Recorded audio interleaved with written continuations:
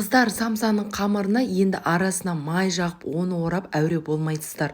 15 минутта дайын болатын мына тестамен жасап көріңіздерші. Ұнымыздың үстінен үй жағдайында ерітілген сары май, қаймақ, жұмыртқа, тұз, разрыхтителімізді қосып, жұмсақ қамыр илеп аламыз.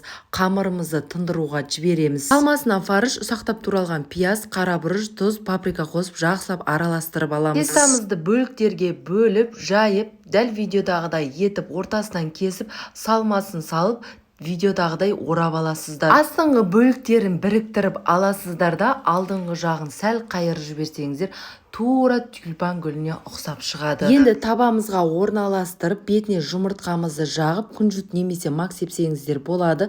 Қызып тұрған әсел пеште 180 градуста 25-30 минутта пісіп шығады. Әркімнің пеші әртүрлі, өздеріңіздің пештеріңіздің градусына қарап отырыңыздар. Тестасын аузыңызға салсаңыз еріп кетеді, сочный болып шығады, іші толығымен піседі. Сіздерді міндетті түрде жасап көріңіздер. Видео ұнаса лайк басып, комментарий қалдыруды ұмытпаңыз. Сіздермен бірге болған мен Ғалия.